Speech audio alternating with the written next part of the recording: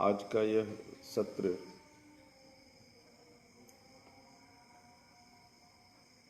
कुछ हटकर के विषय है।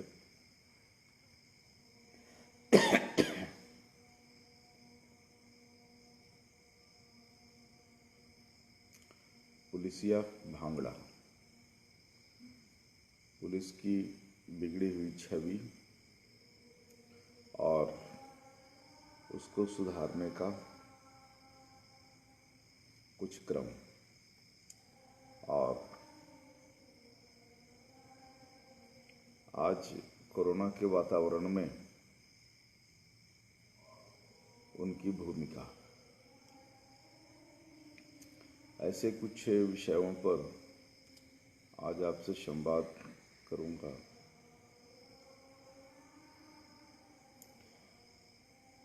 आप सभी सोशल मीडिया से जुड़े हुए लोग हैं और पिछले कुछ महीनों से मैं भी सोशल मीडिया की गतिविधियों को ध्यान में रख रहा हूँ। तो कई चीज़ें जो है वो मेरी समझ को बदल रही है और कई चीज़ें जो हम केवल सुनते आ रहे थे, आज सोशल मीडिया के माध्यम से उसको देख भी रहे हैं।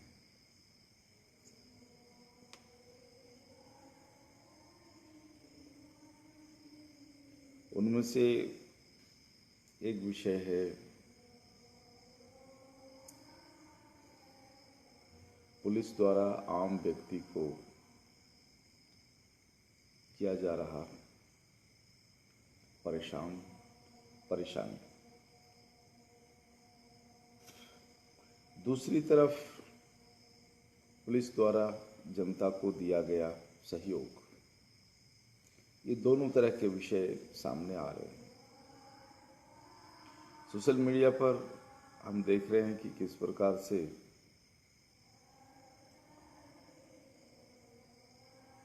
पुलिस तबके के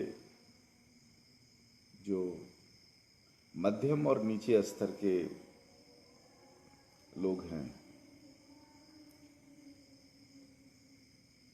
उन्होंने फ्री स्टाइल में किस तरह से लाठियों का प्रयोग किया है। अपनी समझ और विवेक को ताक पर रखकर परिस्थितियों को समझे बगैर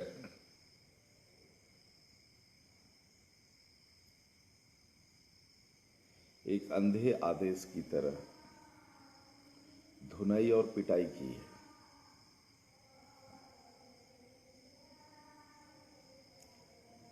कई जगह महिलाओं को भी पीटने के सोशल मीडिया पर हमने चलचित्र देखे। क्या कोरोना नहीं हुआ कि पुलिस प्रशासन के मध्यवर्गीय और निम्न वर्गीय स्टाफ ने अपने हाथ की पूरी सफाई कर ली।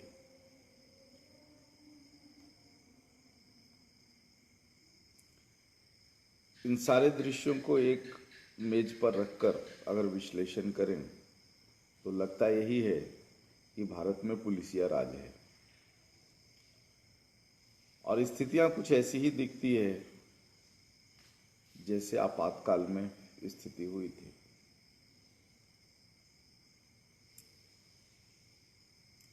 हमारे देश में एक प्रधानमंत्री हुई स्वर्गीय श्रीमती इंदिरा गांधी और उन्होंने देश में पहला आपातकालीन लगाया था। आपातकालीन के दौरान सारे अधिकार पुलिस को दे दिए गए थे। अच्छा क्या होता, उससे ज़्यादा बिगाड़ा हुआ और पुलिस के साथ साथ सरकारें भी बदनाम हुई और सरकारें बदनाम नहीं हुई, सरकार गिरी।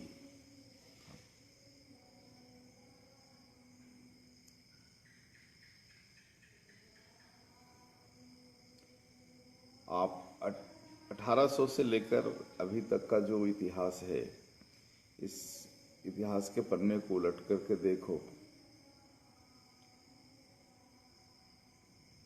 जब भी पुलिसिया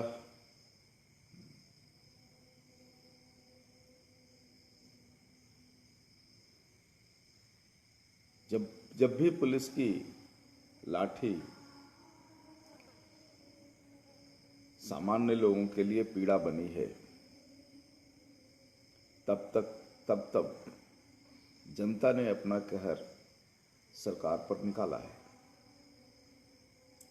और छोटी सी छोटी बात को लेकर के जनता की हवा सरकार के विरुद्ध खड़ी हुई है।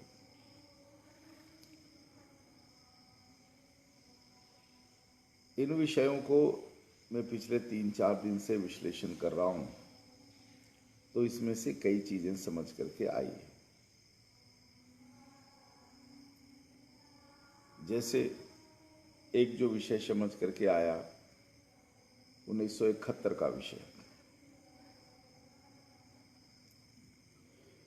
1965 के आसपास जब हमारे देश की सरकार, या यूं कहें कि वर्ल्ड बैंक ने कुछ ऐसी परिस्थितियां पैदा की कि भारत को कर्ज लेने की जरूरत पड़ी, या भारत को कर्ज लेने के लिए बाध्य किया गया। उस समय भारत के ऊपर एक अंतर्राष्ट्रीय दबाव डाला गया कि आपकी जनसंख्या बहुत तेजी के साथ बढ़ रही है और आपको अपनी जनसंख्या को कंट्रोल करना चाहिए। आज भी हमारे राजनेताओं के द्वारा कुछ ऐसे ही तथ्य सामने लाए जा रहे हैं। जनसंख्या नियंत्रण, और जनसंख्या नियंत्रण पर एक कानून बनाने की बात उठ रही है।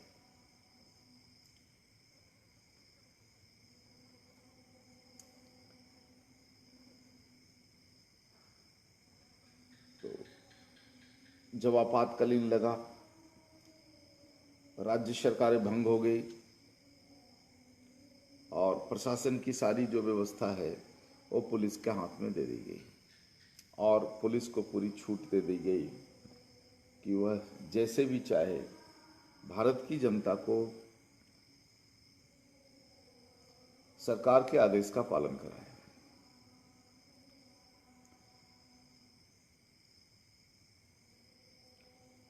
कोई बहस नहीं, सरकार ने जो आदेश दिया है उसका आंख मूंद करके पुलिस प्रशासन ने डंडे मारकर लागू करवाया।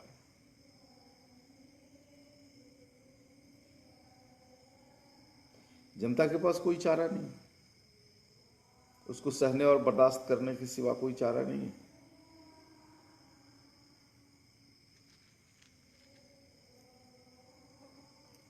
वर्ल्ड बैंक के कहने पर उस समय भारत की तत्कालीन प्रधानमंत्री श्रीमती इंदिरा गांधी ने देश में जनसंख्या नियंत्रण का कानून डंडे के चोट पर लाई और उस समय के गृह सचिव ने एक फरमान जारी कर दिया कि जो सरकारी कर्मचारी कम से कम 10 युवाओं को पकड़ के उसका नसबंदी नहीं करेगा तब तक उसके वेतन रोक दिए जाएंगे।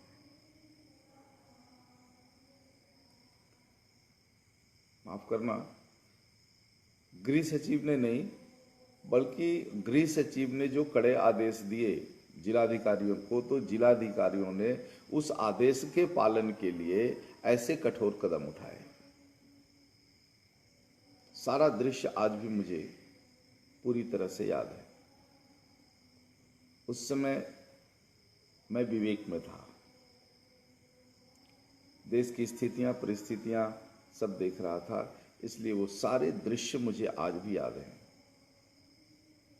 कि जबरन लोगों को बस स्टैंड से, रेलवे स्टेशन से, कॉलेजों से उठाया जाता था और उन्हें उनकी जबरन नसबंदी करके हाथ में 200 रुपया थमा के घर भेज दिया जाता था। जितने भी देश के शिक्षक हैं, शिक्षा से जुड़े हुए कर्मचारी हैं, इन कर्मचारियों को 10-10 नसबंदी करने का अलिखित आदेश दे दिया गया था। खाना पूर्ति के लिए वृद्ध लोगों के भी उस समय ऑपरेशन हुए। बहुत सारे गरीब वर्गों ने 200 रुपए के लालच में ऑपरेशन कराया। ये सारा कुछ हुआ। भारत की जनता का गुस्सा सर पे था, लेकिन वह ज्यादा कुछ बोल नहीं पा रही थी। पहला आपातकालीन, और आपातकालीन में पुलिस के हाथ में खुले डंडे।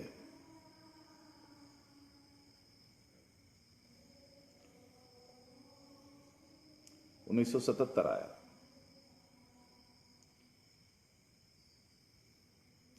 आम चुनाव ऐलान हुआ। कांग्रेस लगभग भारत के सभी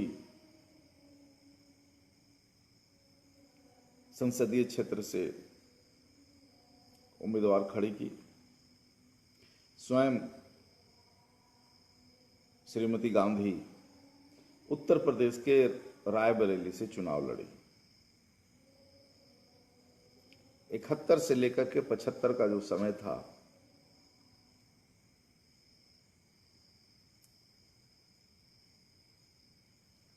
उसमें विशेषकर 73 के बाद का जो समय था, 73, 74, 75 का जो समय था, यह काफी समय था कांग्रेस के पैरेलल एक दूसरी पार्टी खड़ी करने का और एक जन आंदोलन खड़ा करने का। इस जन आंदोलन के नायक बने बिहार के श्री जयप्रकाश नारायण जी।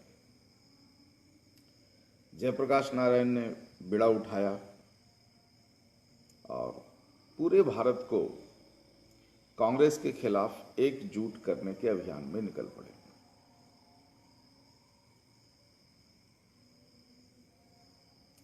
दक्षिण को वे समेट नहीं पाए, लेकिन काफी प्रयास किया उन्होंने।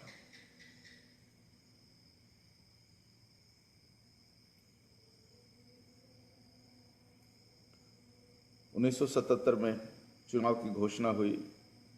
श्रीमती गांधी रायबरेली से अपना नॉमिनेशन फाइल की। जयप्रकाश जी ने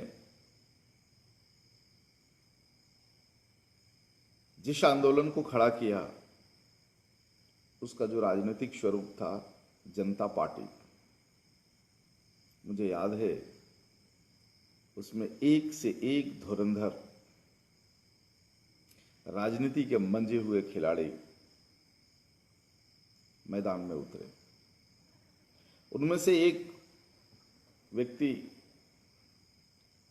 जिनका व्यक्तित्व और समर्पण को मैं नहीं भूल सकता, वे थे राजनारायण।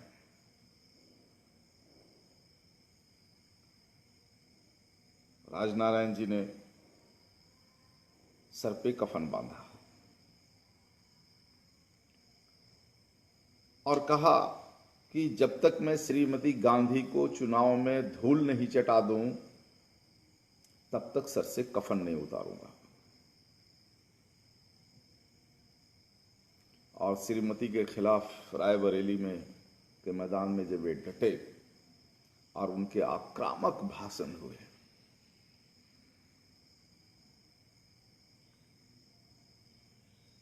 भाषण के कुछ अंश ऐसे हैं कि मैं आज इस लाइव में बोल भी नहीं सकता।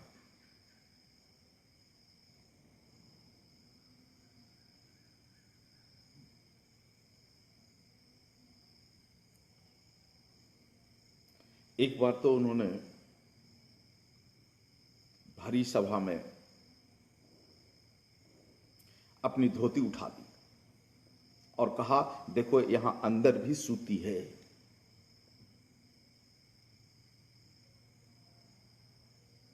और वहां तो मखमल होता है। इतने आक्रामक भाषण, थोड़ा भी डर नहीं, थोड़ा भी भय नहीं।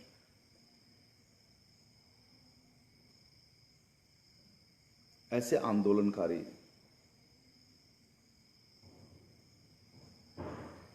हुए उस समय,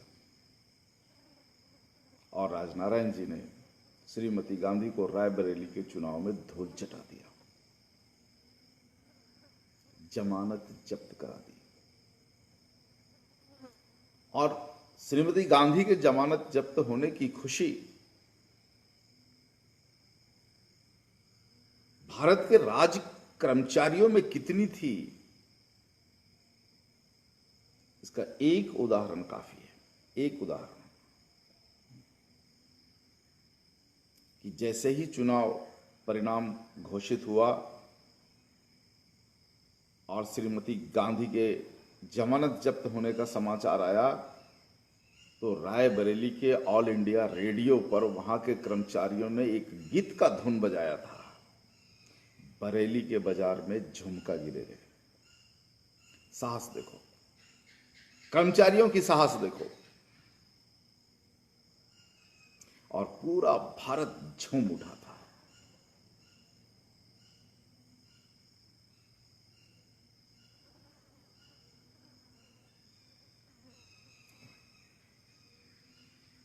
अंतर्राष्ट्रीय दबाव के कारण श्रीमती गांधी का एक निर्णय जनसंख्या नियंत्रण को लेकर के, और पूरा देश एकजुट हो गया, एक नेतृत्व में बंध गया।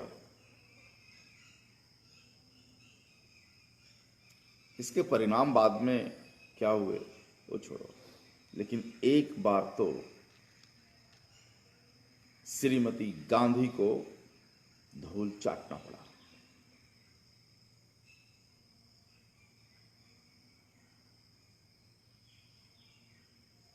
फिर जनता पार्टी को बर्बाद करने के लिए श्री गांधी ने जो दूसरी चालें चली, वो एक अलग विषय है।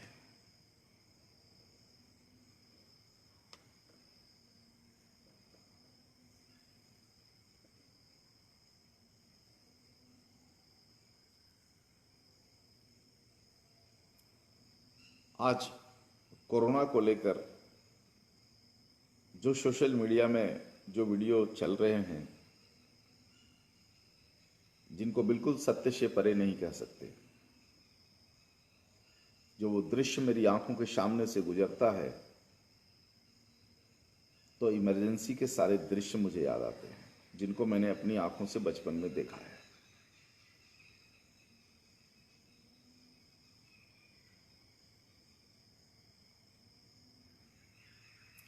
कुछ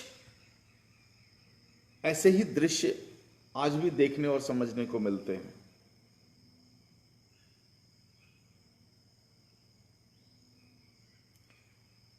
भारत के केंद्रीय गृह सचिव अजय भल्ला जी,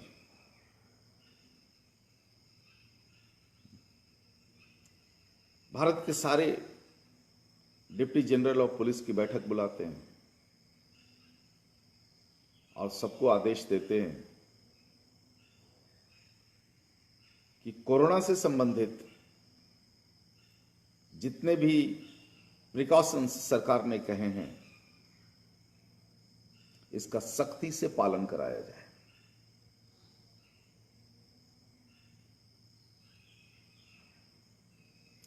राज्य के डिप्टी जनरल ऑफ पुलिस को आदेश ये मिलता है, और वो फिर अपने नीचे के अधिकारियों को, और वो फिर अपने नीचे के अधिकारियों को, और वो अपने फिर नीचे के अधिकारियों को, जिनके हाथों में बेंत है, खुली छूट।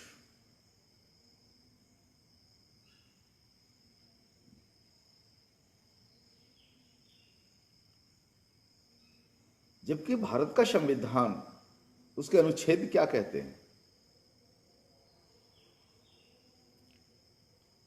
एक भी निर्दोष व्यक्ति को सजा नहीं मिलनी चाहिए, भले ही उसके एवज में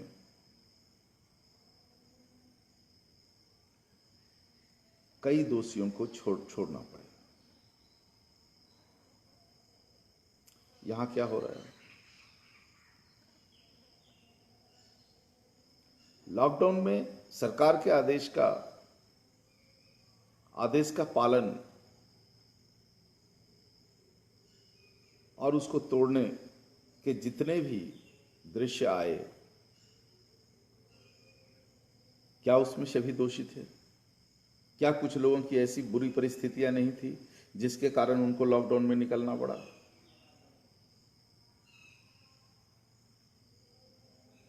और अभी भी निकलना पड़ रहा है।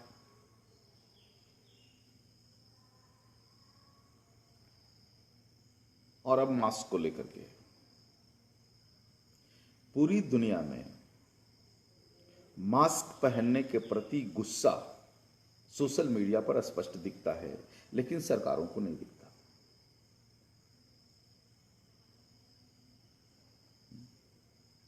ऐसे ऐसे केसेस आए कि लोगों ने मास्क के बदले अपने अंगोछा को बांधा है, जो मास्क से कई गुना सुरक्षित है।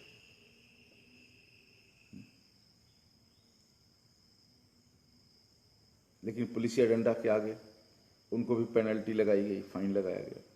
मास्क ही पहनो।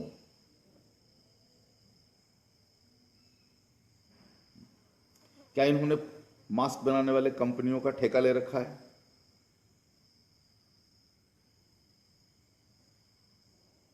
तो इस विषय को मैं देश की सरकारें जो है उनको ये ध्यान में लाना चाहता हूं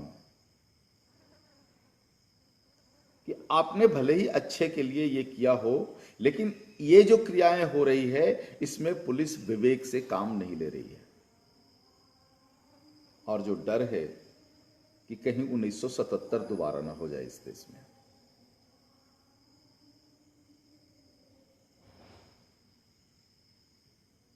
ऐसे विषयों को लेकर के पुलिस को कभी भी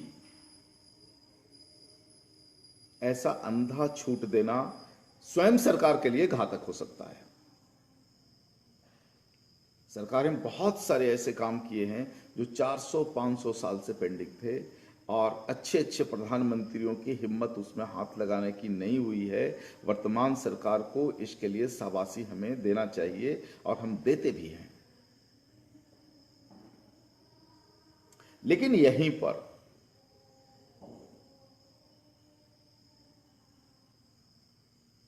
पुलिसिया डंडे को जो इतनी बड़ी छूट है, ये स्वयं सरकार के लिए घातक हो सकता है।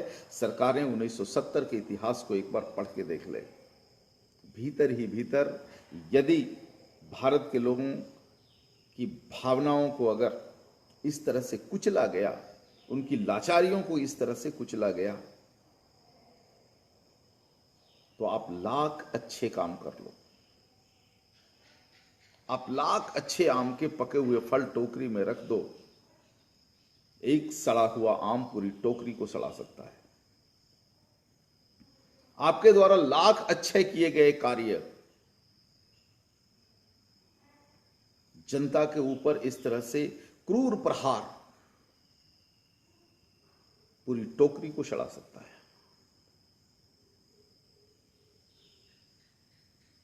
इसलिए वर्तमान की सरकारों को मैं कहता हूं कि 1970 से कुछ सीखो, और इस तरह से पुलिसिया आतंक इस देश में मत फैलाओ। आपने भले ही अच्छे के लिए किया होगा या अंतर्राष्ट्रीय दबाव में किया होगा, लेकिन यह राष्ट्र के लिए घातक है। हमारे देश में पुलिस का व्यवहार इस प्रकार का निरंकुश क्यों है? इस विषय पर थोड़ा हमने अध्ययन करने की कोशिश की, और इंडियन पुलिस एक्ट 1861, भारतीय पुलिस अधिनियम 1861 को थोड़ा खंगालने का कोशिश किया। तो इसमें से बहुत सारे विषय हमें निकल करके आए कि क्या यह देश है, और इस देश में 70 साल से हम सरकार बना रहे हैं और गिरा रहे हैं। किसको किसको नहीं सत्ता चलाने के लिए अवसर दिया है। इस देश का कौन सा ऐसा वर्ण है जिसको हमने सत्ता चलाने के लिए नहीं दिया, नहीं चुना? लेकिन अंग्रेजों द्वारा खड़ा किए गए 1861 के पुलिस अधिनियम कानून को आज तक नहीं बदला गया। जिस भावना और जिस लूट के आधार पर 1861 का पुलिस अधिनियम कानून भारत में बना था, इसमें मूल चूल परिवर्तन आज तक नहीं किया गया। अब देखो, अंग्रेजों का विषय था कि उनको भारत की जनता को लूटना था, और लूटने के संदर्भ में जो विरोध करे उसे आंख मूंदकर पीटना था। तो क्या किया? पुलिस के हाथ में डंडे दिए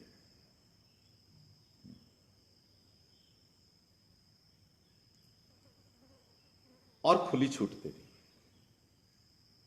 लेकिन देखो, बहुत गहराई से अगर इस विषय को हम समझते हैं तो भारत के लोगों के मन में किसी को मारने और पीटने का विचार था ही।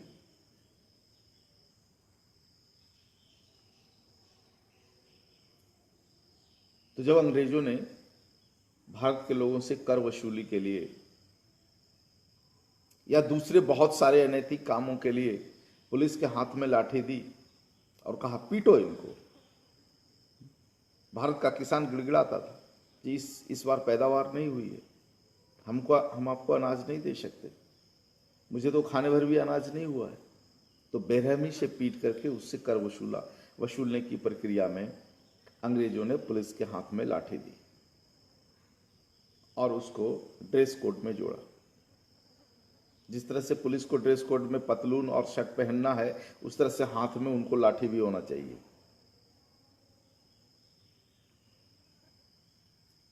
वो उनकी बात थी, अंग्रेजों की बात थी, क्योंकि उन्होंने हमें गुलाम बना रखा था और गुलाम लोगों को खुलेआम पीटना ये उनकी आजादी थी। जब अंग्रेजों को लगा कि ये भारत के जो लोग जिनको वो पुलिस में खड़े कर रहे हैं और ये उनके मन मुताबिक भारत की जनता को नहीं पीट रहे हैं और बेरहमी से कर नहीं वसूल रहे हैं, तब उन्होंने 18वीं शताब्दी में एक चालाकी लगाई। भारत के कुछ ऐसे नीच वैद्यों को पकड़ा। देखो, ये आपका विषय है, इसमें से आप चिकित्सा के बहुत सारे संदर्भों को निकाल सकते हो जिसका एप्लीकेशन अंग्रेजों ने 18वीं शताब्दी में किए हैं। उन वैद्यों को पीटा, ठोका और कहा कि कुछ मुझे ऐसे नुस्खे बताओ जिससे मैं अपने पुलिस विभाग के कर्मचारियों के चरित्र को बदल सकूं। इनको मारने का आदेश देता हूं लेकिन इनका हाथ ही नहीं उठता।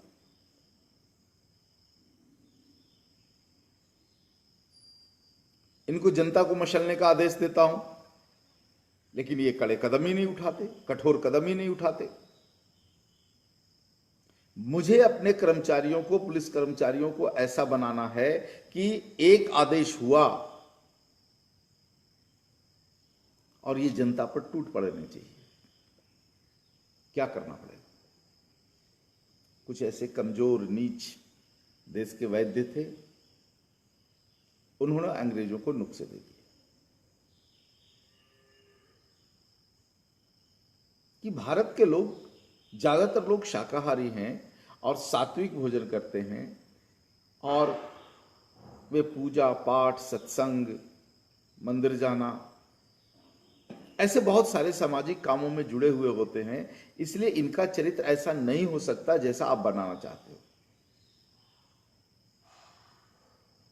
इनके चरित्र को बदलने के लिए इनकी दिनचर्या और खान पान की व्यवस्था बदलनी पड़ेगी और उसके लिए इनको रात्रि भोजन कराना पड़ेगा, रात्रि में शराब पिलाना पड़ेगा, मांसाहार करना पड़ेगा। तो हमारे शरीर के अंदर एक अंग है जिसका नाम है पित्ताशय।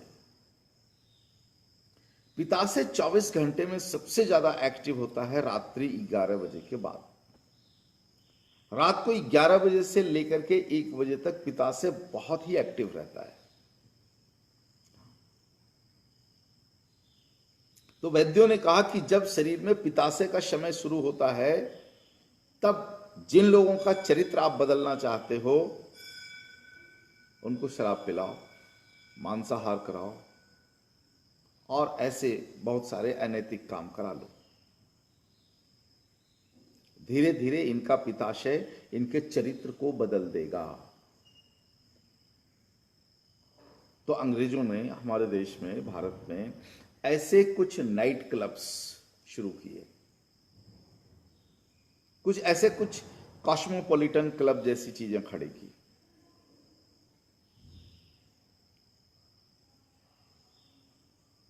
और एक समझ बनाई उन लोगों में जो अंग्रेज अफसर थे और उनके साथ भारत के लोग अफसर थे, विशेषकर प्रशासन से जुड़े हुए लोग, कि ऐसे क्लबों में आपको मेंबर बनना चाहिए, क्योंकि यह गर्व की बात है, बड़े सम्मान की बात है।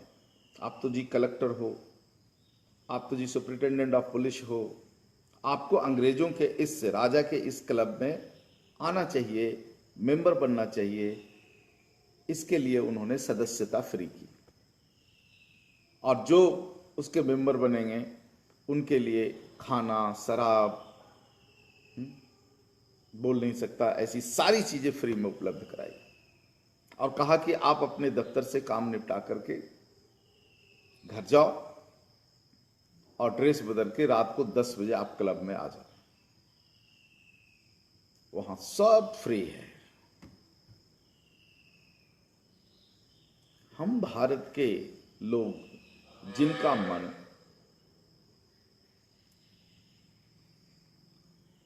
कोमल था, बोध से भरा हुआ था, अंग्रेजों की इस चालाकी को समझ नहीं पाए।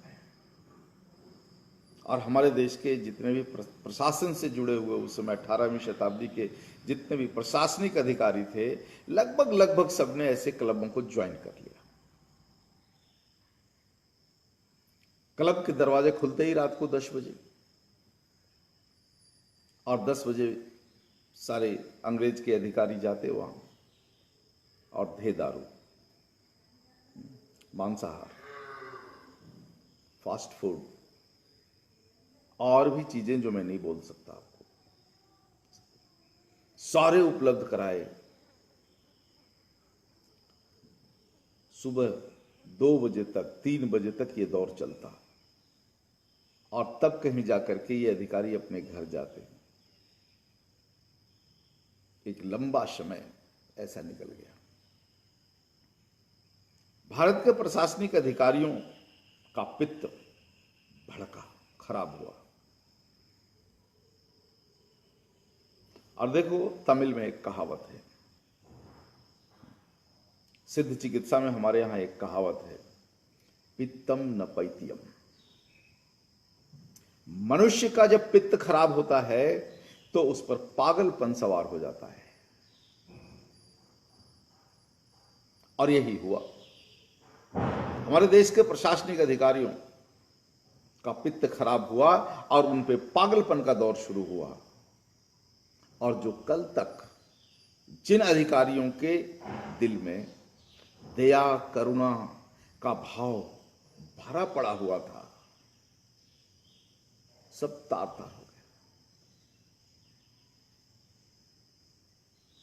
और अंग्रेज के अधिकारी, जो कुछ अंग्रेज भी थे, फिरंगियों की संख्या तो बहुत कम थी, भारतीयों की संख्या उसमें सबसे ज्यादा थी,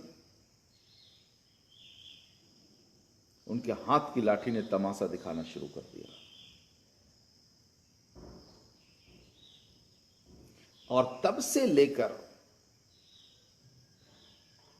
आज तक पुलिस का यह चरित्र बदल नहीं पाया। हालांकि इसमें बहुत सुधार हुआ है। अब जो हमारे देश की नई पीढ़ी प्रशासनिक सेवाओं में आ रही है, उनमें बहुत बदले बदले विचार हैं। उनमें देश के प्रति, देश के लोगों के प्रति बहुत अच्छी समझ है, लेकिन आज भी बहुतायत ऐसे हैं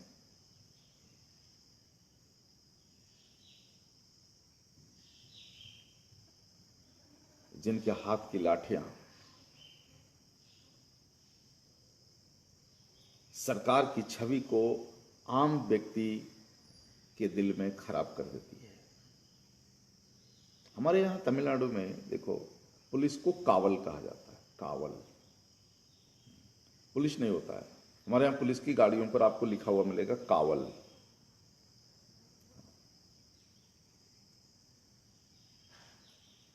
तमिल का यह शब्द है कावल। कावल का अर्थ होता है देखभाल करने वाला, सुरक्षा प्रदान करने वाला। हम आम जीवन में भी, अपने कृषि के कर्म में भी, जब हमारी खेत की फसलें जब तैयार हो जाती है, खड़ी हो जाती है, सामने बैठो और प्रतिदिन ये मुझे बोलना पड़ता है कि सामने बैठिए आप, तो एक दिन अच्छी डांट खाओगे।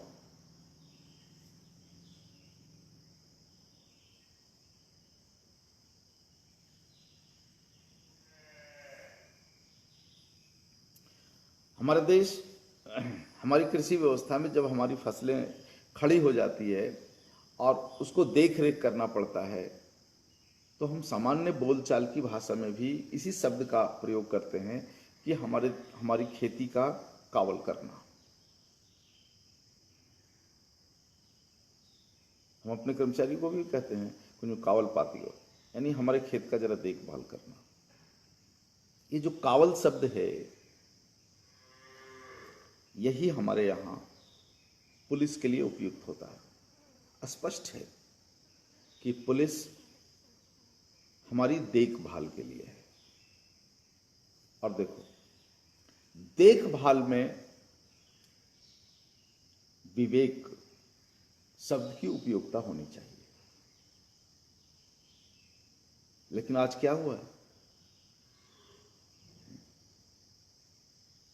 अजय भल्ला जी ने वहां से एक आदेश दिया, सख्ती से पालन हो। अब पुलिस ने विवेक खो दिया और मिल गई उनको खुली छूट।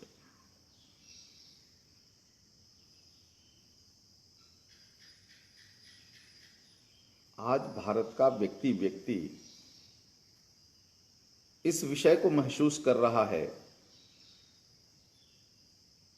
कि आज 1861 के पुलिस अधिनियम कानून को जड़ मूल से बदल देना चाहिए।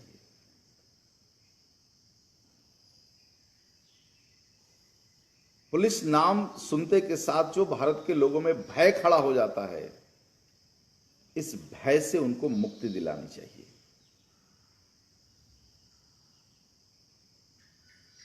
जो लोग हमारी सुरक्षा में लगे हुए हैं, उनके प्रति हमारा सम्मान होना चाहिए, लेकिन उनके दुर्व्यवहार के कारण भय है लोगों में।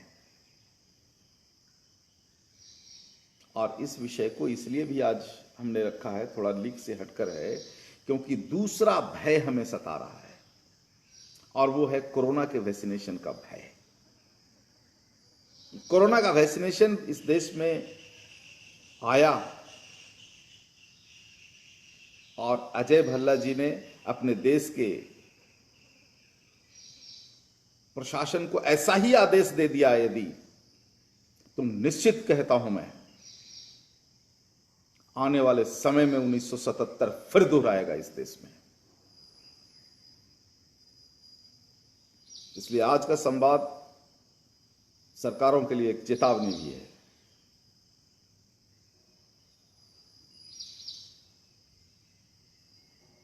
और एक अच्छा सुझाव है।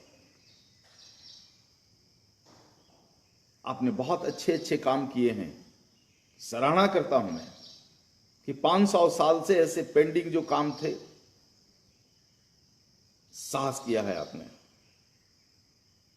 लेकिन ऐसी छोटी छोटी सी भूल, भले ही वह आपको विश्व माफिया के दबाव में आकर के करना पड़े या आपकी असमझ के कारण हो, इस देश में सरकारों के प्रति जो हम आम जनता के मन में जो एक छवि बनी है कि सब कुछ संभव है, ये छवि उलटते देर नहीं लगेगी और दोहरा देगी इस देश की जनता 1977 को। इसलिए समय रहते चेत जाइए और ऐसा क्रूर आदेश भारत देश की जनता पर मत लाइए। हर व्यक्ति अपने जीवन के लिए सोचता है, हर व्यक्ति चाहता है कि उसका जीवन निरोगी रहे।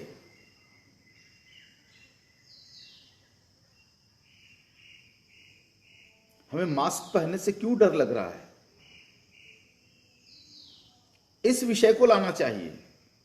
और यदि सत्य है तो भारत के लोग कतई विरोध नहीं करेंगे।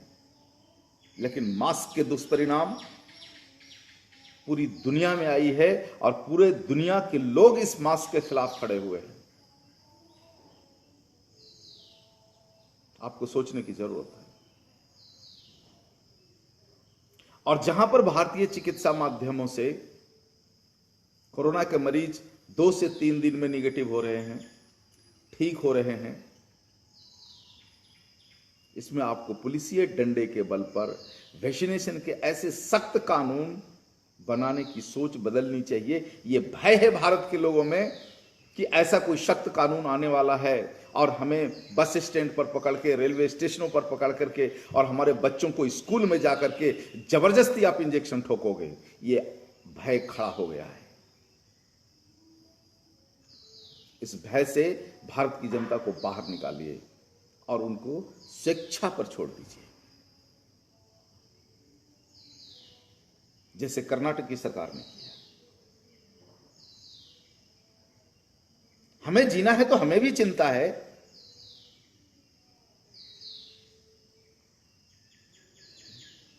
कल तक किसी के प्रति यदि सामाजिक व्यवस्था में अन्याय होता था और वो व्यक्ति पुलिस के दरवाजे पर, पुलिस थाने पर खड़ा होकर के याचना करता रहता था कि आप एफआईआर लिख लो, एक कंप्लेन तो लिखो, और कंप्लेन नहीं लिखा जाता था। 10 बार उसको टहलाया जाता था और खुलेआम घुसखोरी होती थी। ऐसा घुसखोर पुलिस व्यवस्था और ऐसे ही सरकारी अस्पताल जहां मरीजों की कोई कद्र नहीं होती थी।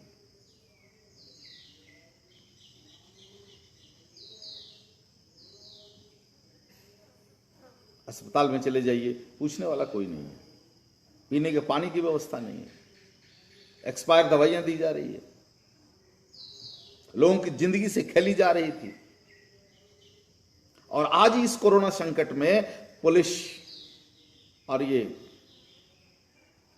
सरकारी स्वास्थ्य कर्मचारी दोनों इतने सुपर एक्टिव हो गए कि इनको गंध लग जाती है गांव में कि किसी को बुखार आई है तो पुलिस अपने डंडे पर उठा करके ले जाती है कोरोना की चिकित्सा करने के लिए। और इसमें से भाग्यशाली वो हैं जो जीवित लौटते हैं।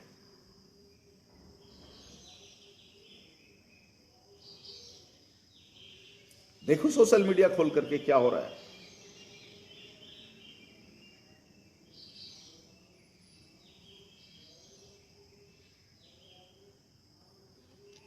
क्या है इन दोनों की मिली भगत क्या है? आज भारत का व्यक्ति इस विषय पर स्वयं में मंथन कर रहा है और पतली गली ढूंढ रहा है इन दोनों व्यवस्थाओं से बच के निकलने की। और वो रास्ता ढूंढ रहा है कि यदि ऐसा कोई वैक्सीनेशन के प्रति सख्त कानून सरकारें लाई तो मैं अपने बच्चों को कैसे बचाऊं इस वैक्सीनेशन से।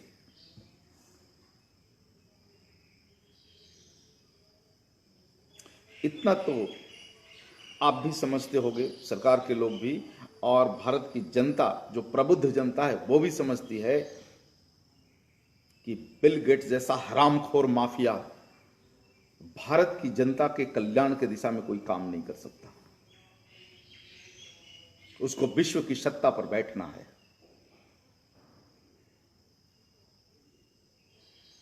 और ऐसे लोगों को आप हथेली पर लेकर के चलते हो।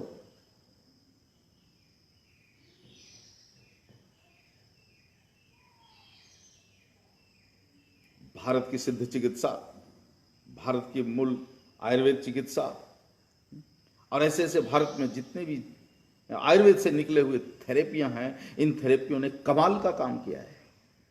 कभी आपने विश्लेषण करके देखा ये टिग्ना और बौना सा कोरोना सिद्ध चिकित्सा के एक काढ़े के आगे कैसे घुटने टेकता है?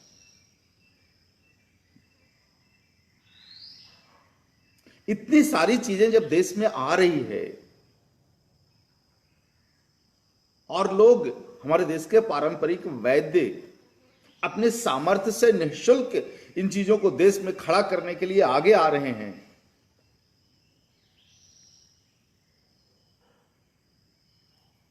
उन वैद्यों की पीठ थपथपाना या धन्यवाद देना तो दूर की बात है, आपकी पुलिसिया उनको डंडे खिला रही है।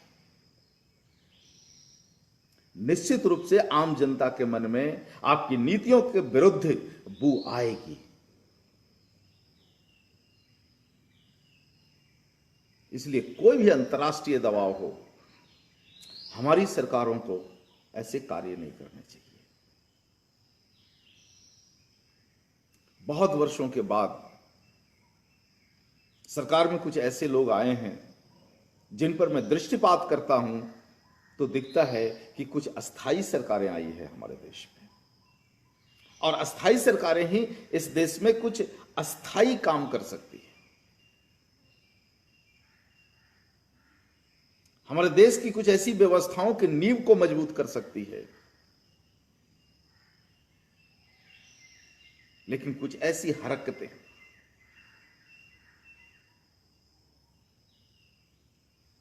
जो प्रशासनिक सेवा में बैठे हुए लोग बिना बोध के एप्लीकेशंस के इसको कर बैठते हैं,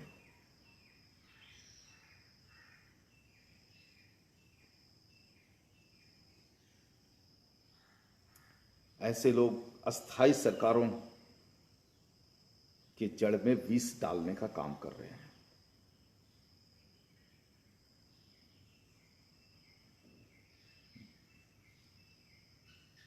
आज 1977 से ज्यादा जागरूक और बोध को धारण करने वाला युवा है।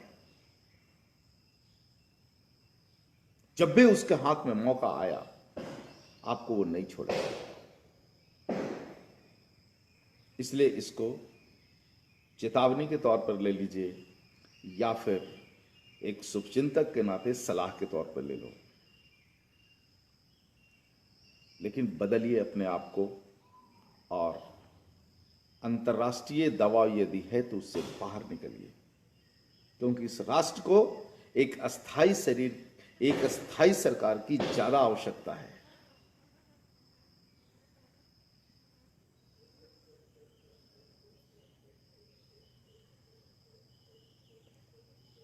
विश्व के जो बड़े बड़े ड्रग्स माफिया हैं, उनके हाथ की कठपुतली मत बनिए।